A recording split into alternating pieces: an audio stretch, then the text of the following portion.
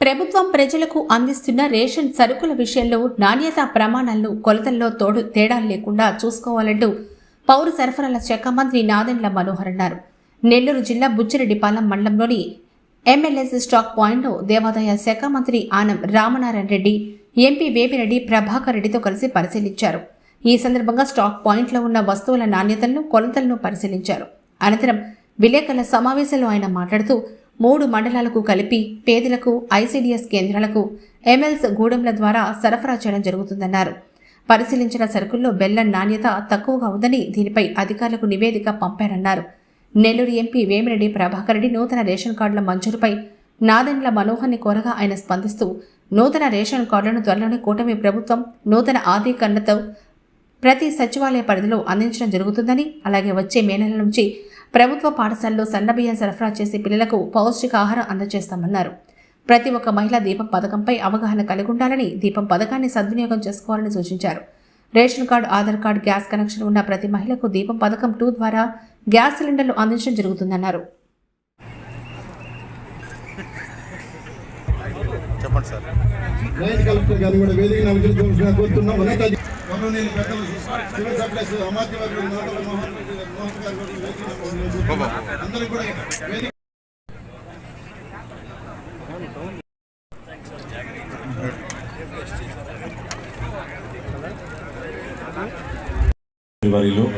రామనారాయణ రెడ్డి గారికి, పార్లమెంట్ సభ్యులు వేమిరెడ్డి ప్రభాకర్ రెడ్డి గారికి, సభాధ్యక్షులు ఎంపీ గారు చెప్పారు, మీ అందరికీ చక్కగా భోజనాలు ఏర్పాటు చేసి ఒక చక్కటి కార్యక్రమం ఏర్పాటు చేశామని. మహిళలందరూ కూడా ఎంతో ఆసక్తితోటి ప్రభుత్వంలో మేము చేస్తున్న కార్యక్రమాల గురించి మీకు సమాచారం అందాలి, మీరు కూడా దాన్ని ఉపయోగించుకోవాలి. ఈ ఎంఎల్ఎస్ పాయింట్ అనేది దీన్ని మండల్ లెవెల్ స్టాకింగ్ పాయింట్ అంటాం. అంటే మూడు మండలాన్ని కలిపి ఒక గిడ్డంగు ఈ విధంగా ఏర్పాటు చేస్తాం పౌర సరఫరాల శాఖ నుంచి. ఏదైతే రేషన్ బియ్యం, ఏదైతే కందిపప్పు, పంచదార మీకు అందుతుందో ప్రతి నెల, అది ఇక్కడి నుంచే ఆ వ్యాన్ల ద్వారా, ఫేర్ ప్రైస్ షాపుల ద్వారా మీ అందరు కూడా అందిస్తూ ఉంటాం. దీంతో పాటు చిన్న చిన్న పిల్లలకి మనకి ఐసీడీఎస్ అంగన్వాడీ కేంద్రాల్లో అందించాల్సిన రాగి కానివ్వండి, బెల్లం కానివ్వండి, నూనె కానివ్వండి, ఇవన్నీ కూడా ఈ గిడ్డంగి నుంచే మనం సరఫరా చేస్తూ ఉంటాం.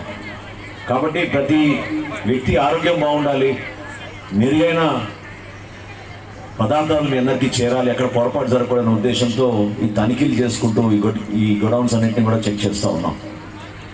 ఈ రోజున దాదాపు 1,48,00,000 మంది కుటుంబాలు మన రాష్ట్రంలో తెల్ల రేషన్ కార్డు తీసుకున్నారు.